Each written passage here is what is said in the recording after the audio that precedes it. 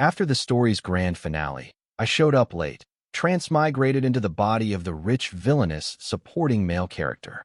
I threw my hands in the air and cheered. After being poor for 22 years, I was suddenly loaded. I was going to order a custom sports car tonight. My heart pounded with excitement. My hands trembled. But when I checked the phone and saw the remaining $20 balance, a $19 membership fee was immediately deducted, and reality finally hit me. Because of his unrequited love for the female lead and his repeated attempts to frame the male lead, my family had already been driven to bankruptcy by her. I didn't get to be there when the young master was enjoying his wealth, but now that the money was gone and the family was broke, here I was. The blazing sun made me dizzy. I viciously threw away the grimy dollar store meat pie I had been eating and decisively threw myself in front of the female lead's car. A piercing screech of brakes echoed as I was sent flying, and I poked my head out of the bushes with a grimace.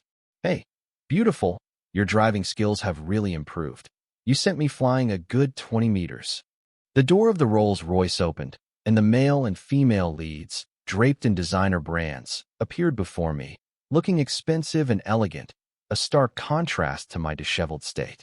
The male lead, Leo, put on a gentle and innocent act, first covering his mouth in mock surprise and exclaiming, "Ethan, why are you dressed so shabbily?" Then, fiddling with his expensive watch, he made to step into the bushes to admire my miserable condition. I shouted, "Don't come over here, this is a crime scene. You can't just tamper with it. It will affect the subsequent compensation matters." Leo's outstretched hand twitched, and he hesitantly pulled it back, his eyes instantly turning red. "I know, Ethan. You hold a grudge against me, and you're still thinking about Chloe. But we're truly in love, and we're together now." Chloe couldn't even hide the contempt on her face. "Ethan, it seems like your family's bankruptcy wasn't enough to teach you a lesson. What kind of trick are you trying to pull on Leo now?" I had never done anything to this innocent male lead, except for the time he kept bringing his boss breakfast day after day, pretending to be naive, even though he knew Chloe and I were engaged, and I slapped him for it. And the time when Chloe was picking me up to go to the family estate, and he was sitting comfortably in the passenger seat, smiling and saying he got car sick and didn't want to sit in the back. So I opened the passenger door and dragged him out, and when they accidentally rolled into the same bed, and he cried about how long he'd been in love with Chloe, I, as her fiancé, had him kicked out of the company. This wasn't villainy, it was clearly righteous justice. In this book about a domineering female CEO, anyone who didn't go along with the male and female lead's wishes was branded as villainous. Chloe couldn't be bothered to even look at me, obviously interpreting my car-blocking stunt as a sign of my undying love for her. She put her arm around Leo and turned to leave, the Rolls-Royce gradually disappearing into the distance. Only then did I calmly take out my phone and dial 3 numbers. "Hello, is this the police?" Someone hit me with their car, got out and arrogantly berated me, and then fled the scene. At the police station, a returned Chloe sat to the side with a face as dark as iron. A young police officer couldn't help but scold her. "You're a grown woman. How could you hit someone and then flee the scene? You have money for a Rolls-Royce, but not to compensate the victim? Don't you know that a hit and run can lead to detention or even jail time?" I opportunely clutched my forehead. My head is spinning. I feel like I'm going to throw up. The female lead's expression could no longer be described as just ugly. She stared at me grimly, squeezing out a sentence through her teeth. "Ethan, do you think this will make me spare you a second glance?" The young officer lost his patience. "Here, turn your head. You don't need to look at him. First, look at this settlement agreement in my hand. If Mr. Morgan doesn't sign, you're going to jail." Chloe was slightly taken aback, clearly not realizing the seriousness of a hit and run, and tried to argue. "He did it on purpose to extort me. Are there any security cameras in that alley? Do you have a dashcam? It's broken." So, of course, the footage couldn't be checked. The book had mentioned that the female lead's dashcam happened to be broken and she hadn't had time to replace it. Chloe was the CEO of a company. If she went to jail, the stock price would plummet tomorrow and the board of directors would jointly vote to fire her. Seeing no room for negotiation, she tensed her face.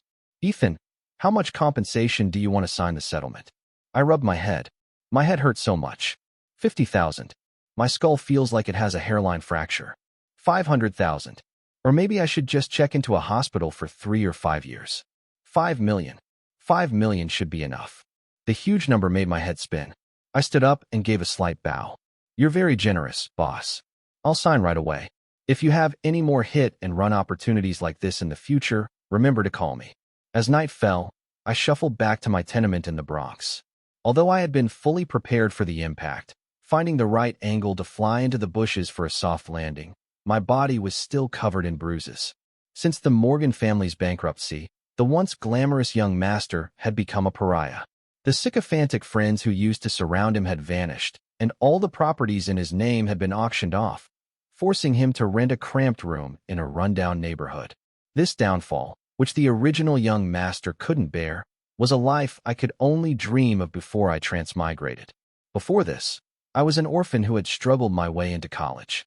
At the same prime age when others were freely enjoying their youth, I was the one carrying a woven bag, picking through every trash can on campus trying to scrape together enough money for next month's living expenses. This continued until I died in a car accident and came to this world. I carried a bag of recyclables slowly up the stairs. Having been poor for so many years, no matter where I went, I would instinctively pick up cardboard and plastic bottles along the way. When I collected enough, I'd sell them for money. Life is hard. Every little bit helps. But this no barrier to entry field was fiercely competitive, and my haul for the day was not much. At the end of the dim staircase, a woman with gentle eyes stood at my door. Her aura heavy. Upon seeing me, she spoke coldly. Ethan, even the family bankruptcy hasn't taught you a lesson? You're still haunting Chloe, which made Leo so sad today. If you don't go and apologize to him, don't blame me for being rude. I rummaged through the dusty memories in my brain and finally matched the face to a name. She was my childhood friend and also the book's devoted second female lead, Jessica Vance. Before the male lead appeared, Jessica and I were as close as siblings, and Chloe and I were a famously loving couple. But after the poor male lead showed up, my place in the trio was taken by Leo, leaving me behind stubbornly clinging to old memories, unable to let go. I lazily lifted my eyelids and glanced at her, my gaze pausing for a moment on her waist. I thought, I must be crazy with poverty. I'm subconsciously checking out people's kidneys. Seeing that I didn't respond, Jessica couldn't help but raise her voice. Ethan, did you hear what I'm saying? Give it to me. I interrupted. She was taken aback, hesitating. Give you what? I swiftly snatched the Evian bottle from her hand, poured the remaining water into a flower pot, and then skillfully stomped it flat and tossed it into the woven bag behind me. After finishing all this, I wiped the sweat from my brow. What were you saying? Jessica reluctantly tore her gaze away and became aggressive again. Leo found the lipstick you gave Chloe in her pocket. He cried so hard he almost fainted. How can you be so malicious? Always getting between them and ruining everyone's appetite. Jessica had probably forgotten that I was the female lead's real fiancé. Chloe and I had been engaged since our teens. Because of the engagement, when the Blackwood family's capital chain broke, it was the Morgan family that raised a large sum of money to help them through the crisis. But then the male lead appeared, and everything was turned upside down. He would stand before me with teary eyes, stubbornly questioning. Ethan, why must you use money to break Chloe and me apart? We are the ones who are truly in love. Chloe's wavering heart completely lost its balance, and she would stare at me with fierce eyes. Besides his background, Leo is better than you in every way. The Morgan family's bankruptcy came swiftly, and my parents couldn't handle the blow and passed away. I had deliberately planted the lipstick when I left the police station to cause a fight between the main couple. If it weren't for this crazy couple, I would have transmigrated as the young master of the Morgan family. I was so close to having a life with loving parents and plenty of money. To cut off my wealth is like digging up my ancestral graves. I will get back every penny that belongs to me, with interest. I met Jessica's angry gaze. How do you know Leo cried so hard he almost fainted? She gritted her teeth. Leo had a fight with Chloe and ran out. He had nowhere to go, so he came to my place. Do you have any idea? He was crying so much he couldn't even form a complete sentence, and he was clutching my skirt begging me not to come and cause trouble for you. Begging her not to come, yet here she was. Such a devoted second female lead. When the male lead was happy, she watched from the sidelines. When he was in trouble, she was the first to step up. The book once said that Jessica was the eternal regret in Leo's heart, the one he could never have after choosing the female lead. I don't get it. If it's such a regret, why not just let the male lead have a harem and take Jessica in as a favored concubine, schedule their nights together, share the love equally? That should soothe all of the male lead's regrets. Jessica grabbed my wrist. Ethan, you must come with me to apologize to Leo today. She was very thin, like a pre-packaged meal from a California health store had been mixed with some weird mushrooms from Oregon. I calmly broke free from her grasp, secured my woven bag, and pointed to the dilapidated building behind me. Do you know where this is? Jessica looked down on me condescendingly. Isn't this just the projects? You are no longer the high and mighty young master of the Morgan family. Living here is the price you pay for bullying Leo all this time. I nodded in satisfaction.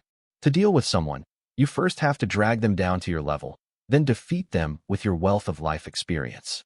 For example, when ordering takeout, Jessica's coupons would never be as good as mine. In the dark hallway, I lowered my brow, gathering my strength, and launched a flying kick at the unsuspecting Jessica. A scream echoed through the building as she tumbled down the stairs, her left leg hitting the hard concrete, the pain making her yelp and quickly break out in a cold sweat. The motion-activated light flickered on, illuminating my proud, disdainful gaze, and my chillingly calm voice reached her ears. Jessica, you need to understand that in the hallways of the projects, the security cameras are always broken. The wailing ambulance took Jessica away. Before she was loaded onto the stretcher, I heard the devoted second female lead's pained and hysterical roar. Ethan, you just wait.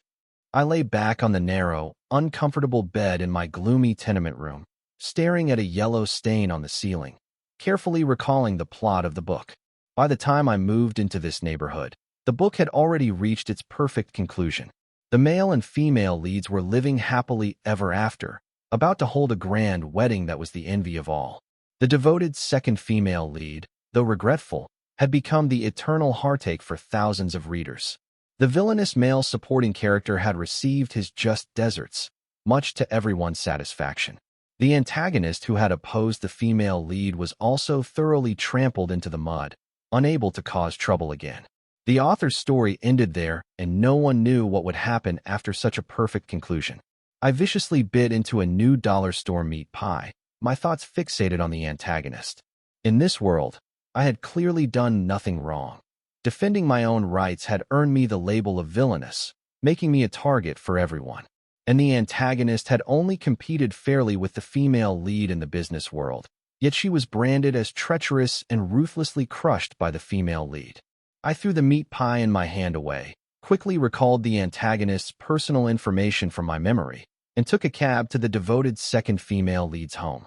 As night fell, in the brightly lit old mansion, Jessica's leg was in a thick cast, her slender body confined to a small wheelchair.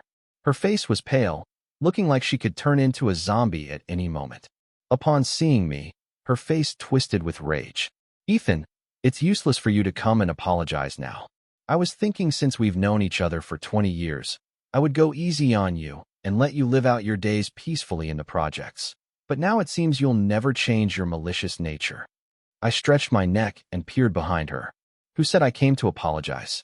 I just heard your leg was injured, so I brought some of your sister's favorite fruit to see her. By the way, where is your sister? The mansion was empty, with only Jessica's shocked face gradually freezing in front of me. It was only then that I belatedly realized that after Jessica's sister was stripped of her inheritance rights to the Vance family, she had long been kicked out of the mansion. The place she lived in now was probably not much better than my tenement. We were both fallen souls, the cannon fodder and the antagonist, destined for a tragic end. I picked up the fruit and turned to leave. Behind me, Jessica in her wheelchair seemed to be shouting something, but I couldn't hear clearly. Following a vague memory, I knocked on a decaying door in the basement of an old apartment building in New York City. A floor littered with scattered wine bottles appeared before me. Julia Vance reeked of alcohol, all traces of her former glory gone, leaving only dishevelment and resentment. After her story ended, her fate was no better than mine. Royal families fight over the throne, poor families fight over the inheritance. As for the two half-sisters of the wealthy Vance family, They had also fought openly and secretly for years to inherit the family business. Ever since Julia lost to Chloe Blackwood, the Vance family, in a bid to show loyalty, had kicked her out and made Jessica the next head of the family. With that, the antagonist was completely abandoned. Julia lazily lifted her eyelids and glanced at me. "Ethan Morgan, are you here to gloat?"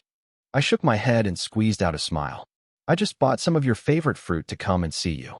Julia's sharp gaze swept over the bag of apples, and she spoke faintly. "Who's the malicious person spreading rumors that I like apples? They're the cheapest. This stuff is neither sweet nor sour, has little water. How could I possibly like it? They're the cheapest. Don't you know this is the most useless fruit with no redeeming qualities? They're the cheapest." Julia shut her mouth resentfully and then took a big swig of wine. A moment later, she frowned, picked up an apple, and took a difficult bite. "Can't be rude to someone who brings you food." I leaned in with satisfaction. "Julia, my dear sister, don't you want to make a comeback?" An apple piece got stuck in her throat, and she let out a dejected laugh. "I'm already an outcast of the Vance family. How could I possibly make a comeback?" I grabbed her by the collar. "Can you pull yourself together and show some of that spirit you had when you were fighting the female lead for everything? You ate my apple, so you have to get up and work for me." Julia was stunned, her brilliant mind working for half a second before she tremblingly raised her fingers, preparing to stick them down her throat. It looked like she wanted to give the apple back to me. I slapped her hand away, grabbed a nearby water bottle, and forced a large gulp into her mouth, ramming the apple down into her stomach. "Blackwood's new software is about to be released. I have a way to snatch it and make it ours. So, as long as we can get the money, we can use this opportunity to make a complete comeback." Julia nearly choked to death on the water, but after hearing me out, her eyes suddenly lit up. "Ethan, as long as you can get the new software, I still have some money left. I can invest it all." I frowned. A bankrupt antagonist who's so poor she's eating apples? How much money could she have? A project this big requires at least tens of millions in initial investment. Julia was so down on her luck she was living in a basement. She probably only had a few $1,000s on her. I asked without much hope, "How much money do you have left?" 50 million. 50,000 is definitely not enough. We still need, wait. I turned her face towards me, our nose 3 centimeters apart. "How much did you say you have?" 50 million. When I was being targeted by Chloe, I sensed that the Vance family was going to cast me aside, so I transferred some money from the company early on. Julia answered matter-of-factly. Only then did I reevaluate this antagonist before me. She was a business genius, the only one who could truly compete with the female lead. If it weren't for the female lead's plot armor, how could the antagonist have possibly lost? In this damp basement, she was like a dormant wolf waiting for the right moment to strike. If I had known she was so capable, I would have brought some more expensive fruit. With the initial funding secured, I finally breathed a sigh of relief. I looked around the antagonist's temporary living quarters. The floor was littered with beer bottles, which tempted my poor, workhorse soul. I instinctively shook open my woven bag, squatted down, and threw all the beer bottles in, skillfully stomping the cans flat. Julia seemed a little embarrassed and reached out to grab the woven bag from my hands. "Let me clean up." I subconsciously hid the bottles and cans behind my back. "What are you grabbing?" I saw them first. I took a wary step back. "They're all mine. You can't have them." Julia's outstretched hand froze in midair. After a long moment, her eyes turned red. She turned her head and, "You, a young master, are actually doing such menial work for me. I've been down on my luck for so long. You're the first person to be nice to me." The antagonist's tears flowed inexplicably, and it wasn't until I was sitting in a private room, patting my pocket which contained the $17.50 from the recycling center, that I was still puzzled. I just snatched a bunch of her beer bottles. Why did she have to cry for me? Across from me, Mr. Thompson was staring at me. When the Morgan family was at its peak, our two families were close. After the Morgans fell, he quickly distanced himself and started cooperating with the Blackwoods. Now, the pot-bellied man lit a cigarette. "Ethan, if you're asking for a favor, you need to show some humility." The plot of this book was imprinted in my mind when I transmigrated. Mr. Thompson was a son-in-law who had married into his wife's family. After making a fortune using his in-laws' resources, he started keeping mistresses everywhere, claiming it was to reclaim his lost masculinity, but he only dared to do it secretly. He wasn't yet capable of breaking away from his wife's family. In the not-so-spacious private room, I smiled obediently. Mr. Thompson, you've misunderstood. I'm not here to negotiate with you today. I'm simply here to threaten you. If you don't help me get Blackwood's newly developed software, I'll make sure every dog in New York City knows about your 6 illegitimate children. The new product that Blackwood had been hyping for so long was launched first by me and Julia. After the book's grand finale, the cannon fodder and the antagonist finally committed their first truly villainous act. Blackwood's stock price plummeted, but Julia and I weren't very happy. The project was burning through money in the early stages, and the $55 million we had pooled from our entire fortunes only lasted about 10 days. Seeing the growing redness in the antagonist's eyes, I patted her on the shoulder comfortingly. Don't worry, I have a way to get investment. The book's epilogue mentioned a party being held tomorrow in high society. Such occasions are for making deals. The short epilogue also briefly described the fates of the cannon fodder and the antagonist. Unable to bear the fall from heaven to hell, I chose to slit my wrists in a cramped rental room, and Julia, addicted to alcohol, died of a heart attack after drinking a large amount of liquor one night. Her body was discovered more than 10 days later. But now, we were both alive and well, kicking and screaming and working together to annoy the main couple. I secretly went to the party. Just as I climbed over a low outer wall, a voice full of gritted teeth sounded behind me. Ethan, what are you doing here? I'm not done with you for breaking my leg last time. It was Jessica, still in her wheelchair, her left leg just out of the cast, and unable to bear weight yet. After shouting this, she seemed to remember something, and her furrowed brow gradually relaxed. You can't handle the hard life, can you? You've finally come to your senses and decided to apologize to Leo. As long as you admit your mistake and turn over a new leaf, I'll consider letting you off the hook and allowing you to live out the rest of your life in peace. I didn't find life hard at all. My current life was infinitely better than my life before I transmigrated. Jessica had been so preoccupied with her leg injury lately that she had no idea Julia and I had started a company. I thought it would be best if her leg injury took a little longer to heal so the Vance family wouldn't notice Julia's activities. I carefully scanned my surroundings. The nearest camera was hidden by the dense leaves of a sycamore tree. Jessica and I were in a blind spot, and there was no one else around. I put on a smile, my voice softening a little. Jessica, which leg did you injure last time? A smile spread across Jessica's face. What? Is your memory so bad that you forgot? I injured my left leg. But since you're willing to be submissive, I'll reluctantly forgive you for what you did. I viciously lifted my foot and kicked her good right leg.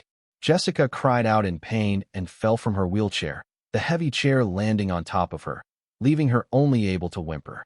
I was in a great mood, finally having gotten some revenge for the antagonist. The Vance family fortune should have been Julia's. Ever since her mother passed away and Jessica's mother, the mistress, moved in with her daughter, the shares that belonged to Julia were gradually transferred to her half-sister. Thus, a gloomy antagonist with a painful childhood, unvalued by her family, was born. I dusted off the dirt from my clothes, then precisely kicked Jessica's right leg again, completely silencing her whimpers. Only then did I head straight for the third floor of the party, where the male lead was currently in a private room. The little punk from the slums was about to marry into a wealthy family, and the only thing he could show off in front of everyone was his handsome face. So no matter what occasion he attended, Leo would maintain a perfect posture, not allowing for the slightest flaw. When Leo saw me, he was first surprised, then a contemptuous smile appeared on his face. Ethan, I know you're not happy about it, but what can you do? It won't be long before I'm part of the Blackwood family. He thought I was here to beg Chloe to come back to me. After all, in everyone's eyes, I was madly in love with Chloe. But now I just wanted to make money, the money in the hands of the main couple. A cunning light flashed in Leo's eyes. He had used the excuse of me bullying him to gain many advantages in the past. Now he wanted to use the same trick again to secure his marriage. After the main couple got together, the first thing they faced was the clash of social classes. Chloe was no longer as attentive to him as she used to be. The ending of every book stops at the moment the male and female leads are about to get married. As for whether they live happily ever after, there is no further mention. Standing on the edge of the low balcony of the private room, Leo grabbed my hand. his face glowing with excitement. I remember he had framed me like this countless times in the past. He would time it perfectly so that when Chloe arrived, he would tearfully beg me to let him go. He would even deliberately slap himself a couple of times, then hold his face and bravely say to the female lead, "It's not Ethan's fault. If it makes him feel better, it's fine if he slaps me a few times." Unfortunately for him, I was all too familiar with this trick. I don't understand investment, nor do I understand business. The only thing I know how to do is to drag my opponent down to my level and defeat them with my rich life experience. The balcony was on the 3rd floor. I looked down. It was quite high, higher than the 5th floor of a normal building. Not far away, Chloe was already walking this way. I lowered my voice, with a hint of a sinister smile. "What do you think will happen to you if I fall from here?" Leo's face changed instantly. The next second, in his suddenly terrified eyes, I violently shook off his grip, making it look like he had pushed me. I plummeted from the 3rd floor. Screams erupted one after another. The moment I fell, I even heard someone shout, "Leo killed someone." I saw him push Ethan off the balcony. "Call the police." Leo's horrified face grew smaller and smaller in front of me. The wind howled in my ears. After a short fall, I landed steadily in a corner of the swimming pool that extended out from the 1st floor.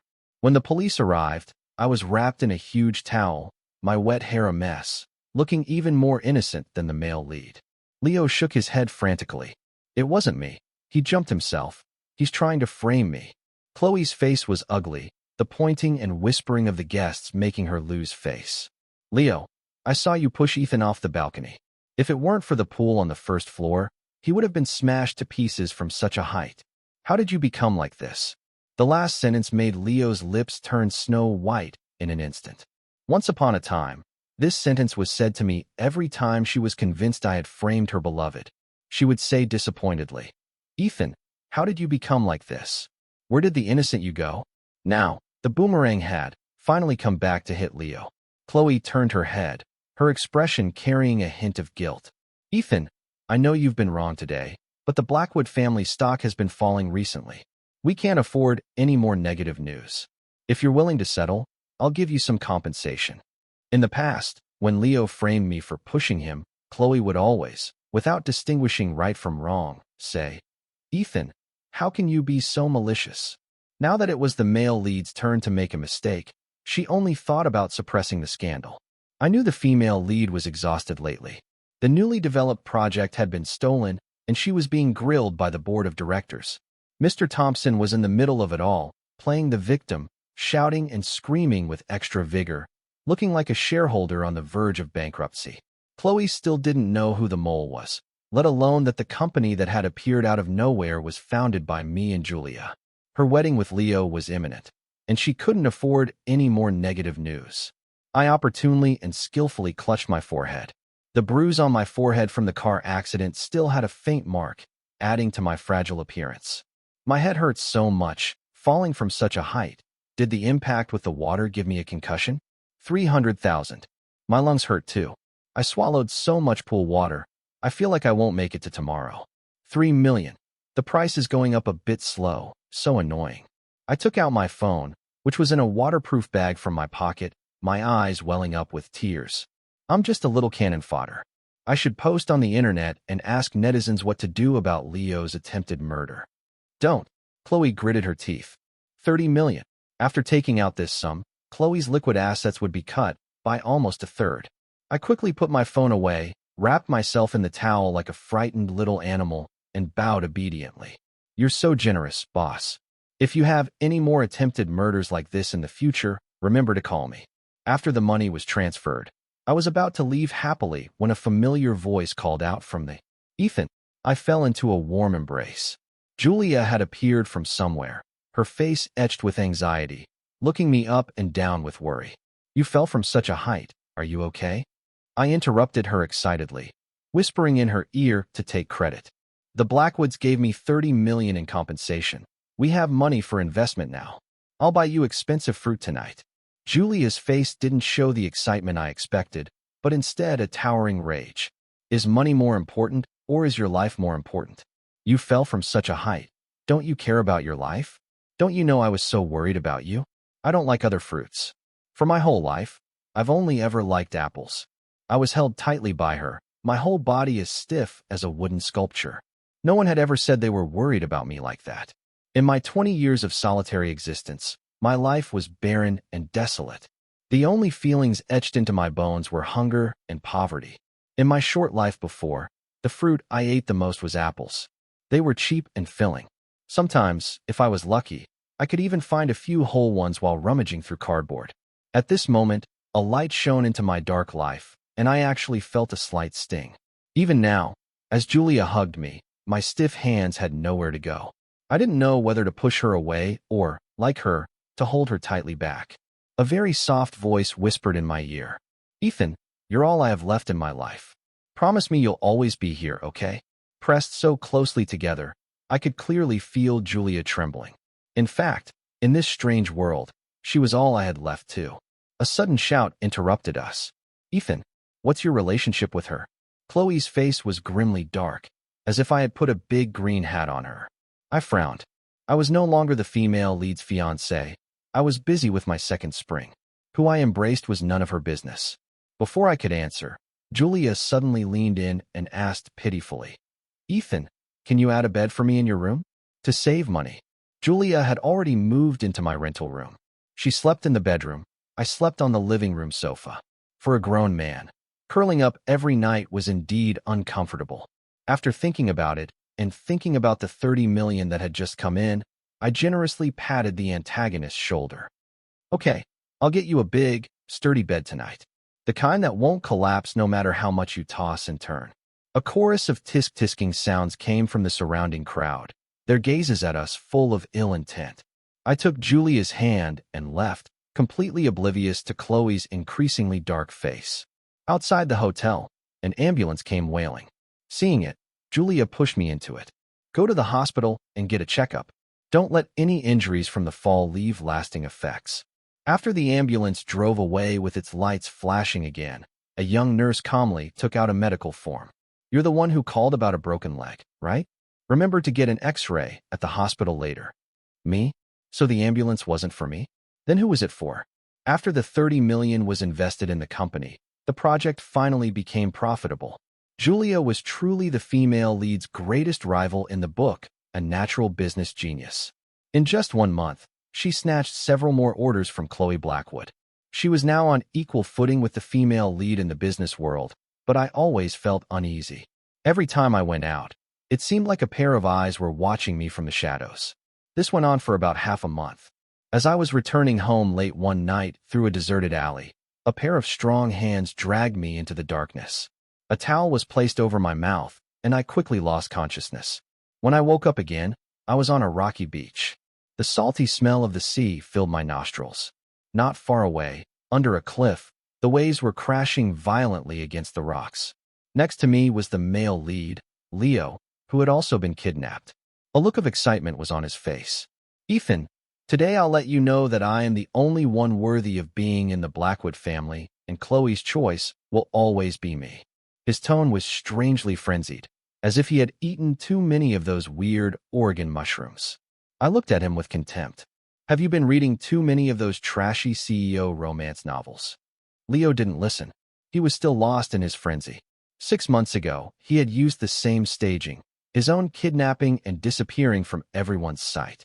Chloe thought I had done it and frantically grabbed my neck, shouting, "Ethan, why are you so malicious? Why do you always have to target the people I like?" Everyone thought I did it out of love turned to hate, which is why I came up with the kidnapping scheme. After that kidnapping, the only thing left in Chloe's eyes when she looked at me was hatred. At the same time, when Leo was rescued, she held him like a treasured possession she had lost and found. But now the plot had deviated slightly. According to the epilogue, the male and female leads were supposed to have a grand wedding a week after the party, becoming the talk of the town's elite. But a month had passed, the wedding had been postponed several times, and the male lead's dream of marrying into a wealthy family had hit a snag. It was already late at night, the sky dotted with stars, the waves still tirelessly crashing against the cliffs. A car screeched to a halt not far away, and Chloe stumbled towards us. The kidnapper laughed menacingly, grabbed me from the ground, and held a knife to my neck, shouting, You can only choose one, and then get me 50 million. Once the money arrives, I'll naturally let the other one go. The cold blade against my skin made me shiver. I remembered the moment I was hit by the car, the blood slowly draining from my body, lying on the hard road, clearly feeling the warmth of my body fading away. Chloe stood not far away, slightly annoyed. Ethan, what are you up to again? Do you think that by staging one kidnapping after another, I'll pay more attention to you? She thought this kidnapping was also my doing, with the aim of destroying her love for the male lead. At her side, Jessica, who had just arrived in a wheelchair, shouted at me. Ethan, have you had enough? It's the middle of the night. Is this how you entertain us, by making us watch your little show? Both her legs were in casts, making it difficult for her to move, but the devoted second female lead would not be defeated by such a small obstacle and still insisted on coming to save her beloved male lead. Chloe's eyes lingered on me for a moment. Then her gaze became heavy, and she said the choice I already knew she would make. Since you want to cause trouble, then I'll tell you. I will only choose Leo. A triumphant smile appeared on Leo's lips, and he whispered in my, see? The people who once stood by your side will now all choose me. After this kidnapping, Chloe will definitely realize that I am the one she truly loves. She can only be mine. I looked at the group of people in front of me with a blank expression. There was the female lead, deeply in love with the male lead, and the second female lead who couldn't have him. My gaze swept past their faces, but there was no sign of the antagonist. Perhaps Julia didn't know I had been kidnapped. She had been swamped with company matters lately. Maybe she didn't even go home to rest tonight. The blade was still pressed tightly against my neck. Leo was already hugging Chloe. They couldn't even be bothered to look at me, convinced that no one would play along with this drama. They expected me to leave like a clown. I looked back at the churning sea below the cliff. It wasn't particularly high. I calculated that if I jumped, I could swim half a kilometer to shore. The kidnapper was still diligently performing. Hurry up and bring the 50 million, or else I'll. A scream cut through the night. Before the kidnapper could finish his sentence, he was knocked unconscious with a single blow. The book's biggest antagonist had descended from the heavens. Julia was terrified, her voice tinged with tears. It's all my fault. I should have gone home with you instead of letting you go back alone. Her 10 fingers were bloody, as if they had been scraped against the cliff face. Julia explained, when I first went bankrupt, I used to sit here every day drinking and feeling the sea breeze, so I'm very familiar with this area. On the right side of the cliff, there's a pile of rocks you can climb up, and the sound of the waves completely covers your footsteps. So the antagonist had been here all along. A faint light appeared on the distant horizon, breaking through the dark night. I wrapped my arms around Julia, and in the light of the sun that was slowly rising above the horizon, we held each other tightly. The sound of police sirens grew closer. The expression on the kidnapper's face was priceless, changing from confusion to shock, then from shock to terror, and finally breaking down into a shout. Mr. Leo, didn't we agree this was just an act? Why did you call the police? The kidnapper's trembling hand took out his phone, trying to explain to everyone. It was Mr. Leo who hired me to put on a show. He even paid me $200,000 in advance. He said that after he successfully married into the Blackwood family, he would give me another $300,000. Lately, the scrap paper collecting business has been too competitive. Some bastard has been getting up early and going to bed late, cleaning out all the trash cans in my area, so I took on this part-time job to earn some extra cash. How could you call the police? The rising sun illuminated Leo's pale face clearly. His legs went weak, and he almost fell to the ground. He who had always profited from his little dramas never expected that Julia would actually call the police this time. It turned out my arrival had fixed all the bugs in the book, and the ridiculous plot had become logical. The salty sea breeze blew on everyone's faces. It took Chloe a long time to recover from her shock. The look in her eyes when she looked at me was filled with self-blame, embarrassment, and endless guilt. She tried to reach out to me. Ethan, I'm sorry. I always thought you were behind all of this. I didn't know you were framed. The Morgan family was already bankrupt. Her blindness was finally cured. The child was dead, and now she came with the milk. Jessica, who had been sitting in her wheelchair the whole time, was also crushed by reality. She couldn't believe that the pretty boy she had always liked had such a malicious heart. The police were already preparing to take the people back to the station for questioning. The kidnapper was shouting his innocence, and in his panic, he actually picked up the knife from the ground and charged at Leo, yelling, "You tricked me into going to jail. I'm going to kill you today." The blade was inches away.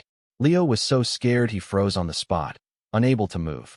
In a flash, Julia and I exchanged a look and simultaneously kicked Jessica's wheelchair. The devoted second female lead was thrown out, tangling with the kidnapper. The knife coincidentally plunged into Jessica's right arm. She had saved her beloved male lead, smoothing over all regrets.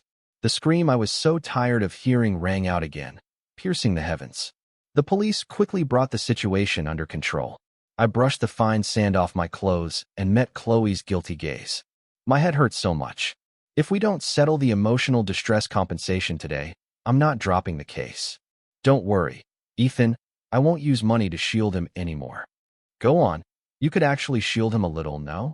The truth is out. I will not tolerate such a malicious person by my side. I can take less this time. Even if you don't want to, I won't shield him anymore. Chloe said firmly. This was the first time since I came to this world that a negotiation had failed. The money was gone. With no outlet for my frustration, I kicked Jessica resentfully. She let out a muffled grunt. On the bustling beach, an ambulance came wailing. The neglected Jessica struggled to get up, desperately crawling towards the ambulance. Help! I'm the one who called you. You can't leave me behind again. This time, the antagonist and the female lead resumed their old rivalry. The difference this time was that Chloe no longer had her female lead plot armor. After a series of business failures, the behemoth collapsed and the Blackwood family's capital chain broke. Once upon a time, the Blackwood family had faced a similar crisis, but back then the Morgan family had invested in her. Now she had no one to turn to for help. Her grand wedding with the male lead Leo also became a distant dream. In the first autumn since I transmigrated, I was holed up in my office looking at the quarterly report when my secretary knocked on the door and told me, "Mr. Morgan, the CEO of the Blackwood Group is here to see you." I frowned and thought about it, then declined the meeting. But Chloe seemed to have run out of options. She waited stubbornly outside the company, determined to see me. She waited from morning until evening. Everyone in the company was talking about it. I knew she was here to negotiate a truce with my company. Julia was relentless, and Chloe was completely defenseless. She wanted to offer up some shares in exchange for saving the Blackwood family from bankruptcy. I rubbed my aching temples and agreed to meet her in the conference room. The female lead looked much more haggard than before. In the conference room, she held a thick stack of transfer agreements, and when she looked up and met my calm face, she froze on the spot. After a long moment, her voice was filled with surprise and joy. "Ethan, you're the one who founded this company? That's great. Let's get married. As long as you can invest in the Blackwood Group, the company can definitely survive." Chloe's thick skin amazed me. I figured the reason she hadn't married the male lead yet was because she realized in a crisis that a marriage of convenience was the best option. The pretty boy from the slums was just a pastime for her leisure, useless in a critical moment. I lazily lifted my eyelids. "Invest in Blackwood so you can come back to life and bite me in the back." Embarrassment spread across Chloe's face. She lowered her head. "Ethan, the past was all a misunderstanding. I was deceived by Leo. Can we start over? Start over? Can my parents' lives start over too? My parents in this world died in a car accident because the Morgan family was hit hard. They were driving to another city to discuss business when their car lost control and crashed into a guardrail, killing them both on the spot. Actually, if I had transmigrated 3 months earlier, I could have stopped this car accident. Although Chloe didn't directly harm them, they were indirectly killed by the female lead. What I wanted more was to get all of the female lead's money and then send her to join my parents. Chloe looked at me, her eyes filled with pain and hope. "Ethan, you still love me, right?" I looked up at her, my voice also filled with a bit of anticipation. "Do you still have any money?" Chloe choked, her voice getting smaller. "No, I'm several hundred million in debt, but it's okay. Once the funds are in place and the company is back on its feet, I can definitely make more money. But I know you've never cared about money." The Ethan who didn't care about money was gone, replaced by me, a workhorse who was obsessed with it. She had no money and was still wasting my time. I slammed my hand on the table. "What are you doing here if you have no money? If you don't leave now, I'll send you to sell a kidney tonight." After Chloe was dragged out by security, I took a bag of fruit to the Vance family mansion. After Julia had suppressed the Blackwood family with a firm hand, no one in the Vance family dared to defy her anymore. Naturally, the Vance family fell back into her hands. Plus, the Vance family had hired a master to do a reading who said that Jessica's fate was not strong enough, that she looked like she would have a short life filled with disasters and hardships. It was more suitable for Julia to take over the Vance family. In the mansion, I saw Jessica in her wheelchair. When she saw me, her eyes lit up with a hint of surprise. "Ethan, are you here to see me?" I held up the apples in my hand. "I heard the knife wound on your arm hasn't healed yet, so I bought some of your sister's favorite apples to see her." "Where is your sister?" Jessica lowered her head dejectedly. "Ethan, we can't go back to being as close as we used to be, can we? When people are down on their luck, they tend to miss the old days." Jessica now had nothing. After the Vance family fell back into Julia's hands, the first thing she did was to kick her out of the center of power. I even held more shares in the Vance family than Jessica did. At this moment, she was also in a wheelchair, the casts on her legs just removed, her right arm still wrapped in bandages and slung across her chest due to the severe injury. She looked very dejected, a far cry from the spirited woman who had helped Chloe deal with the Morgan family. I walked over and patted her on the shoulder comfortingly. "You may have lost everything, but you found love. Look, your love is here." Leo appeared at the gate of the Vance mansion. The kidnapping farce had ended with a few days in detention, but his dream wedding had become a complete fantasy. The fall of the Blackwood family had created a rift between him and the female lead, and they had gone their separate ways after a fight. He didn't want to go back to living in the slums, but luckily the male lead still had his devoted second female lead. After many ups and downs, the backup was finally about to take the lead. The male lead's biggest regret in the entire book was about to be smoothed over. I excitedly took out a washed apple and stood by, munching on it, witnessing this historic moment. But I saw Jessica frantically pushing her wheelchair with her good left hand, desperately trying to get away from Leo while shouting, "Don't come over here." Leo was on the verge of tears, biting his lip as he stood in the distance. "Jessica, are you abandoning me too? You once said that if I ever turned around, you would definitely be standing behind me." I burst out laughing. The devoted second female lead's two legs hadn't even fully healed, and now one of her arms was broken. She could barely use a crutch, let alone stand up. The master's fortune-telling that day had said that Jessica's life was cursed by a malevolent star. After much thought, she had concluded that the malevolent star was Leo. If she had never met the male lead, she wouldn't have lost all her money and power and ended up in a wheelchair. Faced with a choice between love and life, the devoted second female lead cowardly chose the latter, which I found contemptible. A well-defined hand reached into my bag and took out an apple, taking a natural bite. I turned around and saw Julia's smiling face. "Ethan, have all the details been sorted out?" I nodded slightly. The new company was in my name and 20% of the Vance family shares were also mine. Jessica slapped her wheelchair and shouted, "Ethan, what are you sorting out? I'm a part of the Vance family too. It's bad enough that you won't give me any shares. Why are you keeping everything from me now?" Julia's face hardened. "Who gave you permission to call him Ethan? From now on, when you see him, remember to call him brother-in-law." My arrival had added a ridiculous sequel to this already concluded story. The main couple's wedding of the century in the epilogue never happened, but my wedding with Julia came early. As I walked down the aisle with Julia, I heard a commotion outside the hotel.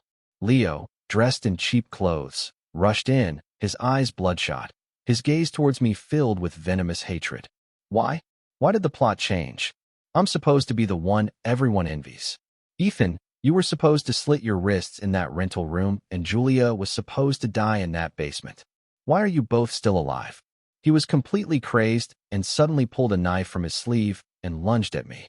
The crowd was in chaos, everyone scattering.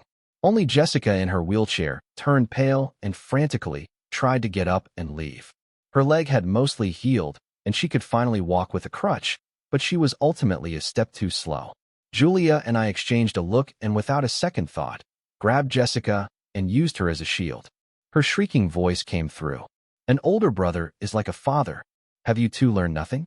Let go of me, you shameless couple." The sharp knife plunged into Jessica's good left arm.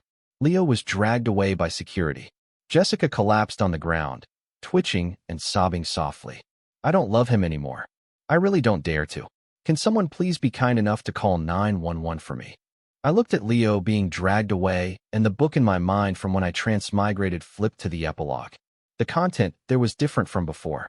I saw Chloe huddled in a basement drinking herself into a stupor day after day. One night, after drinking a large amount of liquor, she collapsed on the floor clutching her chest and never got up again. And Leo was imprisoned for intentional assault. After his release a few years later, he rented a dilapidated attic in a tenement and eventually committed suicide by slitting his wrists. My vision blurred. Julia pulled my hand and leaned in. Ethan, what are you thinking about? I came back to my senses and looked at her. Her eyes were full of life, the former gloom completely gone. I leaned down and kissed Julia's forehead. I was thinking, why do you like apples? Because apples are really delicious.